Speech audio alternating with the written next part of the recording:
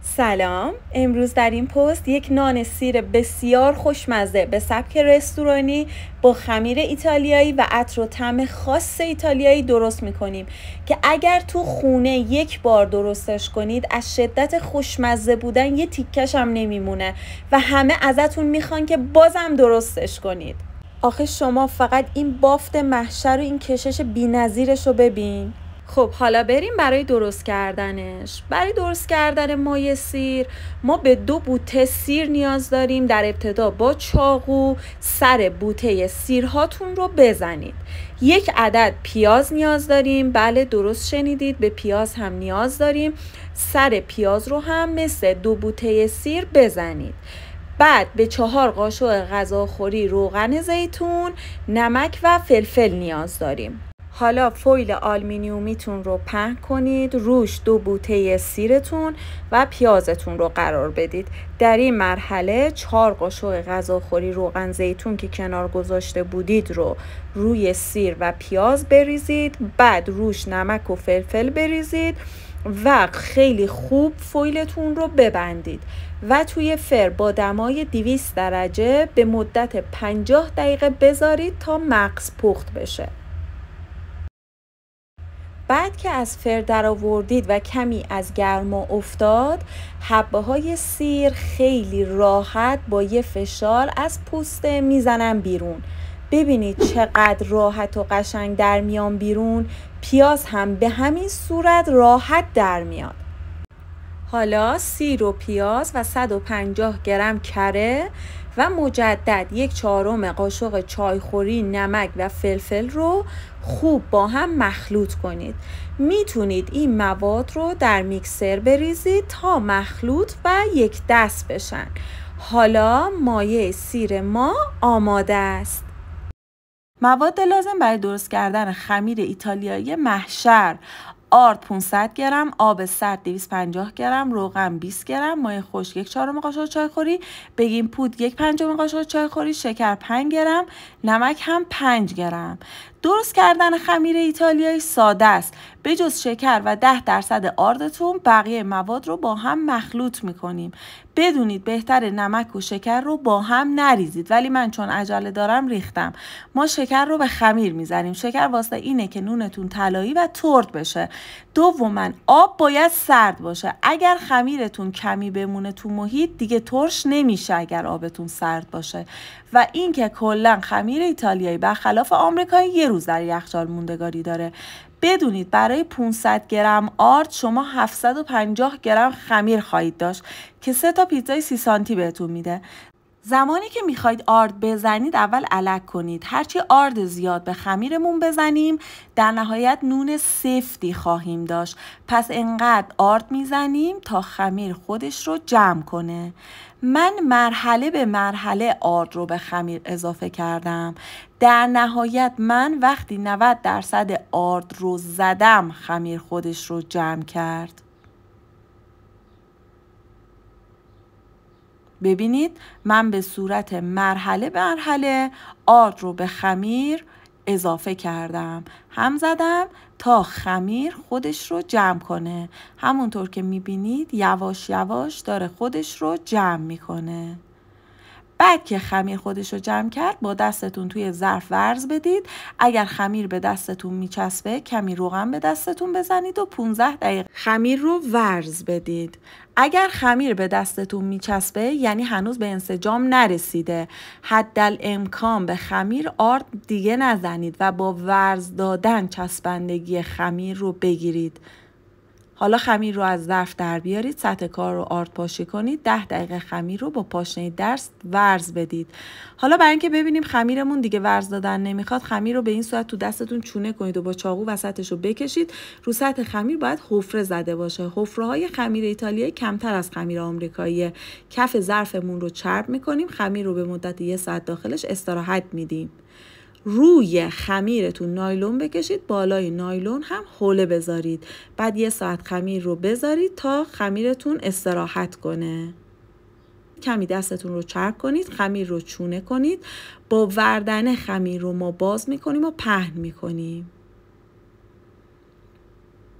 بعد از اینکه خمیر رو باز کردید و پهن کردید، خمیر رو به ظرفتون منتقل کنید.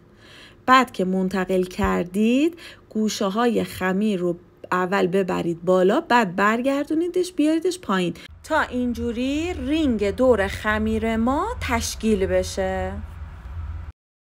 حالا اول مایه سیر رو روی خمیر میریزیم و خوب پخشش میکنیم و بعد از پنیر موزارلا روش میریزیم و در فر از قبل گرم شده با دمای 220 درجه به مدت 10 الی 15 دقیقه میذاریم تا بپزه.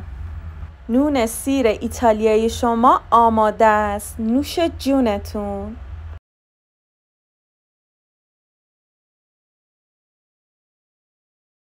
سلام، هنگامه هستم. در این پست میخوام بهتون شاورمای لبنانی آموزش بدم.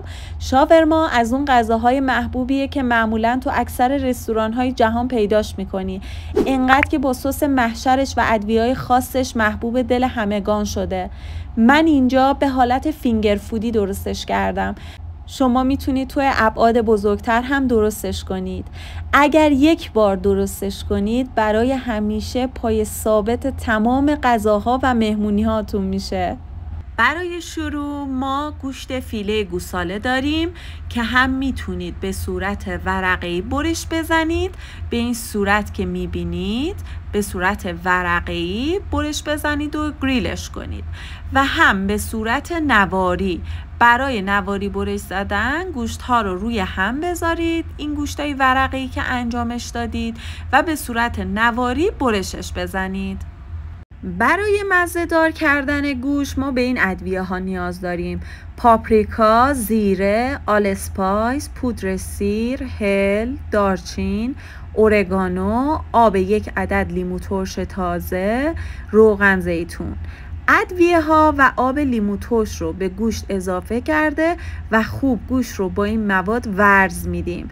سپس روغن زیتون رو اضافه کرده و مجددا گوشت رو ورز میدیم.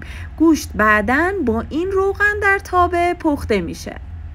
بعد پیاز رو حلقه حلقه برش بزنید و سپس حلقه ها رو جدا کنید و به مواد گوشتی اضافه کنید.